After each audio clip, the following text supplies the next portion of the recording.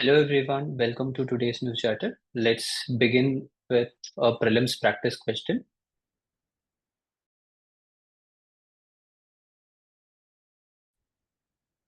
When they get questions like this, the 104th Amendment of Indian Constitution ceased the reservation of seats for the Anglo-Indians in Lok Sabha and state legislative assemblies. So they have mentioned a fact here, and they are asking, what else did the amendment include? Apart from this, what other provisions were there in this amendment? Let's take a look at the options. First, it is mentioning it removed Anglo-Indian reservation in Rajya Sabha. Most of the students will think that this option is the correct option. But in reality, it is not, because Anglo-Indian reservation was mentioned only in Lok Sabha and State Legislative Assembly. 2 seats for Anglo-Indians in Lok Sabha was there, not in Rajya Sabha. In Rajya Sabha, 12 seats are reserved, but that is for eminent person from 4 different fields: science, social service, art, and literature. That's all. So it was already not there. So how can this be a right option? So this can be eliminated. Increased Lok Sabha seats of Ladakh, that never happened. Ladakh has just one Lok Sabha seat, that's all. It extended the reservations for SC and ST. This is the right option because it increased the time period of SC and ST for the next 10 years. This 104th Amendment Act was passed in 2019, so it increased the time period of SC/ST reservation until 2029. The final option, it established the National Commission for Backward Classes, is not correct. It was established in 1993, and in 102 amendment, it was given the constitutional status. That's all. So this is the prelims practice question. Let's start with the topic: State of the Global Climate 2023. State of Global Climate is a report released by the World Meteorological Organization. Whenever we think about the term climate or any report that is related to climate, we tend to go towards bodies or agencies which are directly related to climate change. World Meteorological Organization is not directly related to climate change, but it is this organization which establishes this report, that is State of the Global Climate 2023. Remember this fact. Very important details are provided in this, which is extremely important for mains examination. Even in prelims, they can frame 2-3 statements and make a question out of it. So take a look at this. The heat content of the world's ocean reached record high. For whatever record we have been collecting from the beginning until now, this is the year where the global climates reached the peak, highest amount of heating for the ocean surface also. Then some small regions of subpolar North Atlantic Ocean, not the polar Atlantic Ocean. It is talking about subpolar Atlantic Ocean. That is the region such as the Nordic countries or below the Nordic countries, those regions, Canada, for example, in those regions, the the climate has declined. Means the warming is not happening. These regions are experiencing cooling. The Arctic region is experiencing warming. The sub-Arctic region is experiencing cooling. So this point is a confusing statement. So try to note it down. Slowdown of Atlantic meridional overturning circulation. Atlantic meridional overturning circulation is the circulation of water, the ocean water in the Atlantic region, that is slowing down. So we will have a complete study about Atlantic meridional overturning circulation also in the upcoming slides. So for now, let's leave it.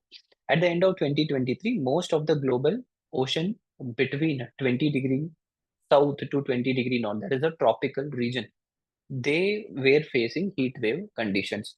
Ocean acidification has increased because the amount of carbon dioxide in the atmosphere has increased. When carbon dioxide in the atmosphere increases, during wave and tide action, this carbon dioxide will mix with the ocean water. It will result in carbonic acid. This carbonic acid will increase the acidic nature of the ocean. The pH level will drop.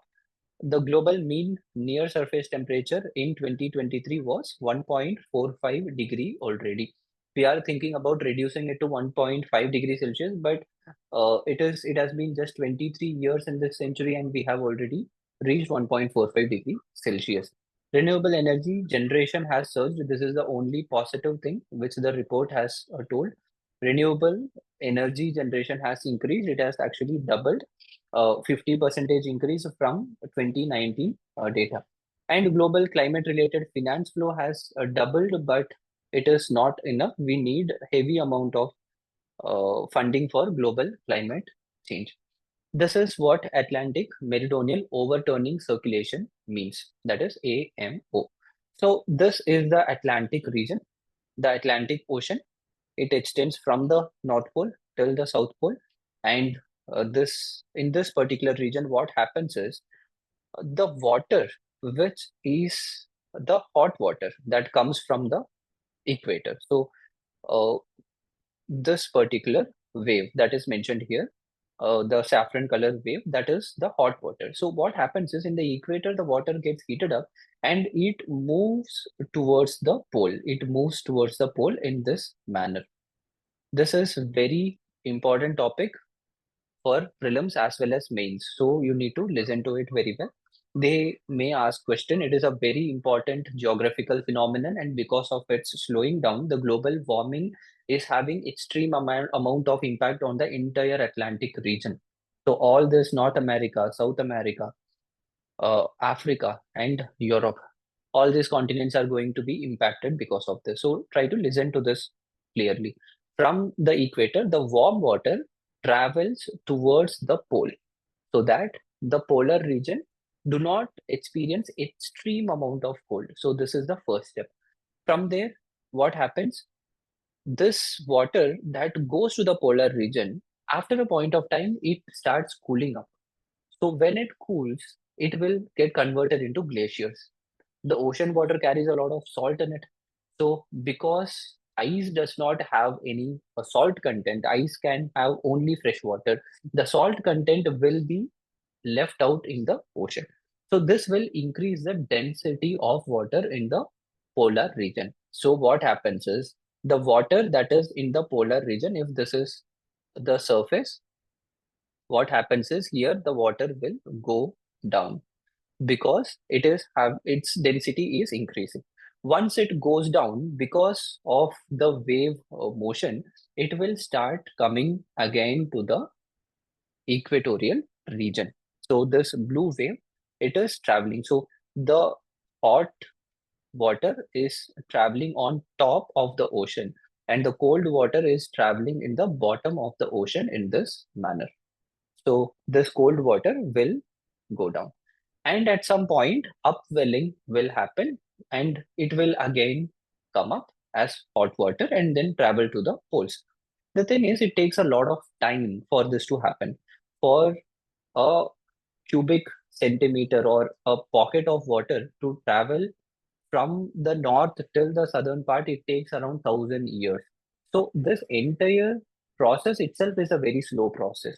However, in the recent times, because of global warming, because the temperature in the Arctic region has been increasing and the temperature in a certain subarctic region has been decreasing due to all these things, this entire circulation has been slowing down. When it slows down, that means there is going to be extremity of climate. It is this hot water that provides some kind of moisture to North America, some kind of moisture to Europe, and some kind of moisture to Greenland. If this is slowing down, and if the temperature difference of the water and the land is not very high, that means very less rainfall. If there is very less rainfall, there will be high amount of heat waves. So this is the entire phenomenon, and this phenomenon has been discussed here in this slide. Whatever I have discussed earlier, the same thing has been mentioned here. You can use it and take a note of it so that you can revise it before your examination. India's demographic dividend. Demographic dividend is a very important topic for both society and in economy's point of view. So what exactly is demographic dividend? United Nations Population Fund has provided a very good definition of demographic dividend. The United Nations Population Fund, the UNFPA, tells that demographic dividend is economic growth potential. It is a potential. It is not exactly the growth. It is a potential that a country carries because of shift in population's age structure. The shift happens when more amount of people are present in working age population. If the amount of or the proportion of people in this working age, that is 15 to 64 years, is increasing, then it is told that that particular country has higher demographic dividend. So when more people are working, more amount of jobs, more amount of economic output, so more money is generated in that economy. But the problem is the World Bank has given a report in which it has told that the entire South Asian region, and especially countries such as India, has not been using their demographic dividend properly. That means we are not tapping it. We are not generating good amount of employment. So this is a major problem because at present we have more people in working age population, but after 50 years, this will change. More people will be in 0 to 14 years age or above 65 years age. At that time period, we will struggle to generate more money in the economy. So India at present has 62.5 percentage of people in 15 to 59 age group. 62.5 percentage is huge. The Economic Survey 2018 and 19 said that India's demographic dividend is going to peak around 2041. It has reached its highest point by 2041, and after that, it is going to decline. Why is this happening? Why do we have a higher demographic dividend? Because birth rate has been declining. Because birth rate has been declining, there is less children. When there is less children, the amount of population in 0 to 14 age group will be less. And the window of demographic dividend opportunity for India has been estimated to be there until 2055. From 2005 till 2055, it is going to be there. 50 years of demographic dividend itself is a very big thing. For other countries, it doesn't happen like that. It may be 20 years or 30 years. For India, it is 50 years. So we need to make use of it. What is PE ratio? That is price to earning ratio. So in economy, definitions are extremely important, and that is the reason this should be noted down. I have mentioned it specifically, even though it is related to the secondary market, that is the stock market. But I have mentioned it here because India has been facing a very unique situation.